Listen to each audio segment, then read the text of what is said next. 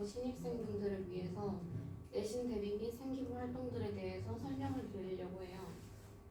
먼저 오늘 내용의 목차를 보시면 과목별 시험 특징 및 팁, 그리고 학교 특징, 주의할 점, 그리고 생기부에 대해서 설명을 드리고 주제 탐구 및 여러 가지 활동에 대해서 알아본 뒤에 선행에 대해서 잠깐 얘기한 뒤 Q&A로 마무리하도록 하겠습니다. 먼저 첫 번째로 국어입니다. 국어는 일단 국어 A랑 B로 구성되어 있고요. 그리고 수업 시간에는 A, B 각각 다 다른 선생님들께서 들어오세요. 그리고 국어는 다른 과목에 비해서 난이도가 조금 높은 편인데요. 문제 자체의 난이도가 있다기보다는 서술형 문제의 조건이 조금 까다로운 편입니다. 예를 들어서 끝문장을 뭐뭐이다 라고 끝내라던가 특정 단어가 포함되어야 되는 그런 서술형 문제에 복합하게 제시되어 있어요. 조건들이. 그리고 당연하게도 필기가 엄청 중요한 과목이고요. 저 같은 경우에도 국어에서 문제는 다 맞아도 서술형 감점으로 점수가 많이 떨어졌던 기억이 납니다. 그리고 당연하게도 수업 시간에 필기를 하는 게 제일 중요하니까 수업 시간에 잠드시면 안 되겠죠? 그리고 서술형이 곧 교과서다라는 것은 교과서에 필기한 내용이 주로 서술형에서 나오는데요. 따라서 국어 내신을 공부할 때 교과서에 필기한 내용을 그냥 그대로 전부 외워버리는 것도 방법입니다. 그리고 교과서뿐만 아니라 외부 지문 프린트물도 선생님들께서 정말 많이 나눠주시니까 파일 같은 걸 잘 활용해서 보관해 놓으시길 바랍니다. 일단 국어는 난이도가 조금 있다라는 것만 알아두시고요. 그리고 영어로 가시면 영어는 난이도를 제가 하라고 적었는데요. 사실 작년 선배들의 영어 문제가 저는 굉장히 어렵다고 들어서 저도 굉장히 긴장을 했었는데 이번 연도 영어 문제는 제가 생각하기에는 난이도가 작년 대비 많이 떨어진 것 같아요. 그래서 1등급 컷이 96점? 그 정도로 되기 때문에 친구들이 공부를 못하는 게 아니라 문제가 쉬워지니까 컷이 그만큼 엄청 높아져요. 그래서 주의해야 할 점은 듣기가 좀 까다롭게 나옵니다. 대신 저희가 영어 수업을 할 때 선생님들께서 듣기책과 교과서를 바탕으로 수업을 해주세요.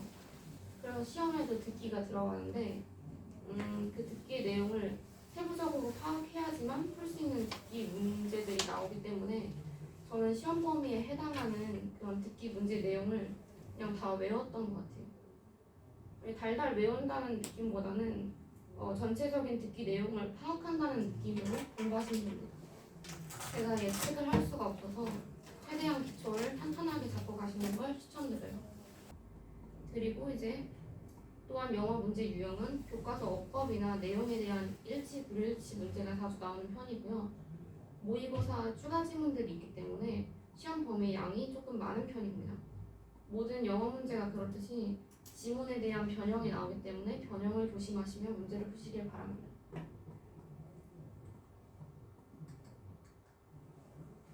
그리고 수학입니다.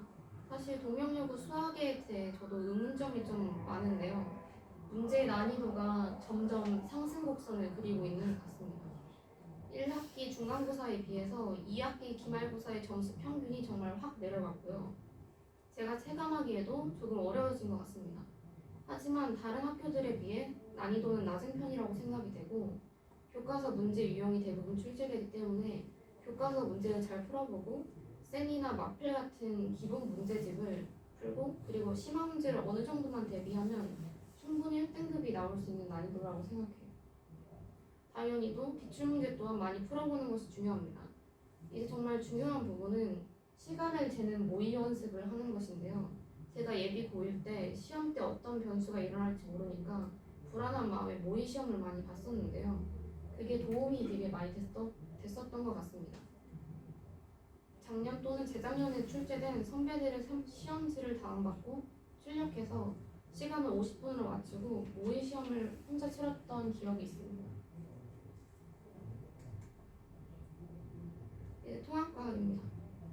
통합과학은 화학, 지학, 생명으로 구성되어 있습니다.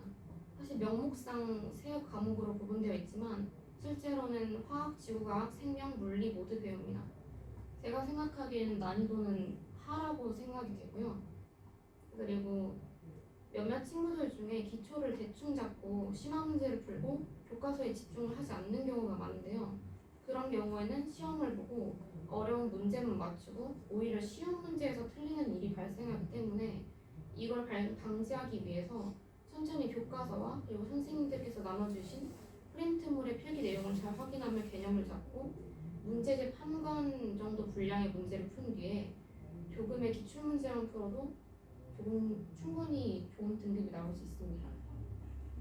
그리고 아무래도 통합과학이 세 갈래로 나뉘어서 시험 범위가 나오기 때문에 시험 범위를 잘 체크하셔야 돼요. 다섯 번째로 통합사회입니다. 통합사회 난이도가 원래 조금 많이 낮았다가 2학기 기말고사에서 갑자기 많이 높아졌는데요. 그래서 저도 많이 혼란을 겪었는데 하지만 저번 중간고사에서 100점이 21명이 나왔기 때문에 선생님께서 난이도를 조절하고자 기말고사의 난이도를 급격히 높여서 이런 일이 발생하지 않았나 생각되는데요. 그래서 이번 신입생 여러분들께는 아마 높지 않는 난이도로 안정적이게 문제가 출제될 것 같습니다. 이 과목 또한 필기가 정말 매우 중요하고요.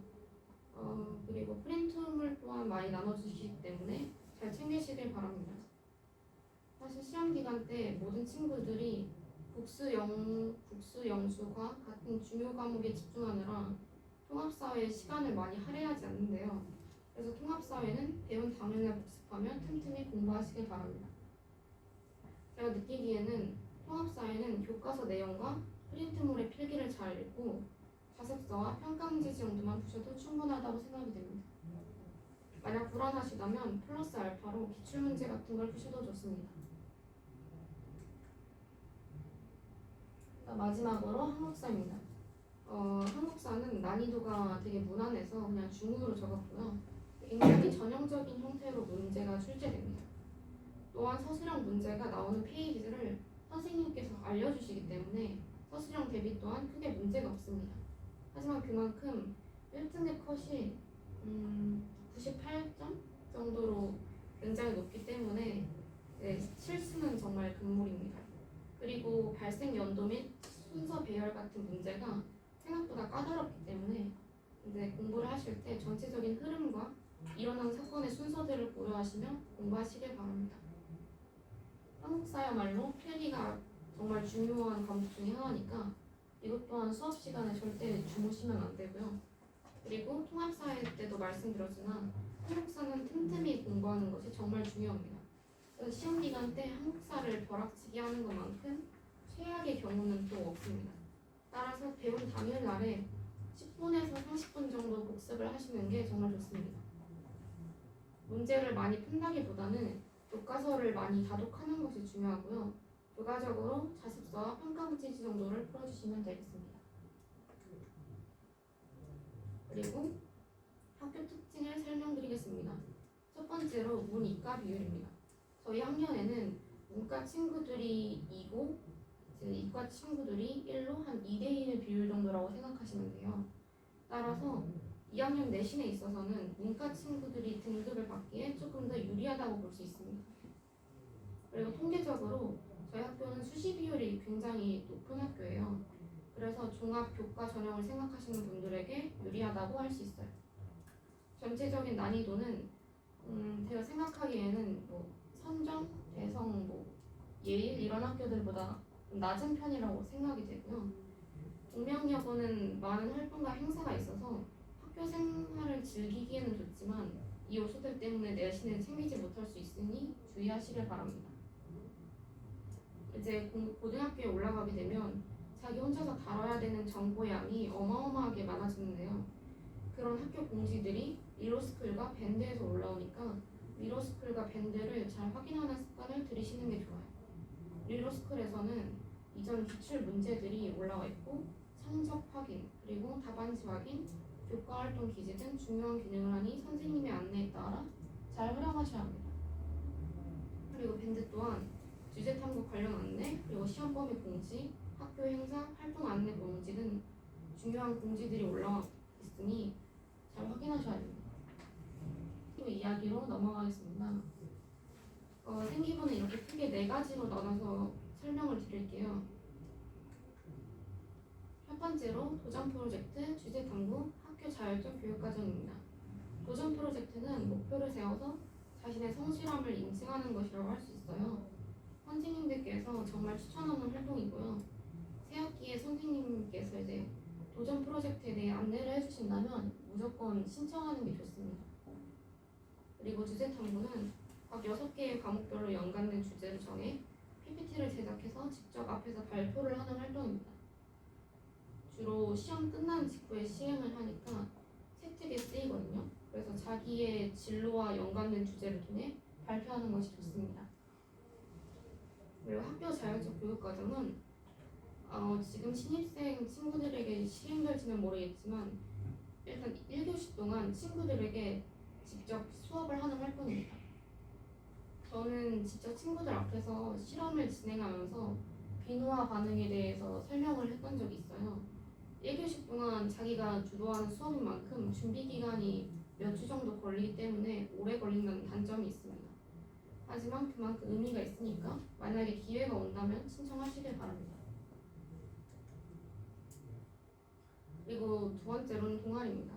동아리는 면접 또는 자기소개서로 선발하는 선발 동아리가 있고 선착순으로 모집하는 일반 동아리가 있지만 둘이 그렇게 큰 차이는 없습니다.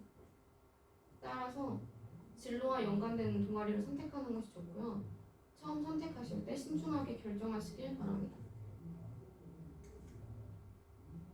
그리고 세 번째로 책이랑입니다.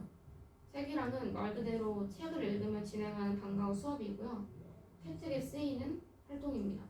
선생님들께서 추천하는 활동 중 하나이고요. 책을 읽고 책의 내용과 관련된 주제를 발표하고 토론하는 수업 형식입니다. 책이랑은 생각보다 인기가 많아서 신청하기가 어려우니까 주의하시는 것이 좋아요. 그리고 마지막으로는 그냥 팁인데요. 학교 홈페이지에 들어가셔서 교무행정 정보를 누르시면 학교 교육 계획서를 보실 수 있어요. 여기에 동아리 종류와 수업 계획, 수행평가 계획, 세특 관련 활동 종류 등이 나와 있으니까 입학하시기 전에 꼭 읽으시면 큰 도움이 됩니다. 그리고 생기부를 위해 주제 탐구, 발표 여러 활동을 하고 컨설팅을 받으면서 느낀 것은 생기부 내용을 너무 진로와 연관을 시키려고 애쓰기보다는 자신의 탐구 능력을 보여주시는 것이 좋습니다. 예를 들어서 무슨 문제를 발견했으면 그 문제 해결을 위한 노력의 과정, 해결이 되었다면 그 깨달은 점을 기반으로 한 내용이 생기부에 있다면 큰 장점이 됩니다. 이렇게 자신만의 스토리와 기승전결이 있는 내용이 있다면 자신이 한 활동들이 마구잡이로 나열되어 있는 것보다 훨씬 매끄러운 생기부가 됩니다. 또한 자신이 어떤 활동을 했다면 활동 중에 생기부에 남겨졌으면 하는 그리고 자신이 어필하고 싶은 부분을 메모를 해놓고 1학년이 끝나고 생기부를 할 때 선생님께 정중히 자신의 의사를 밝혀서 더 좋은 생기부를 완성시키는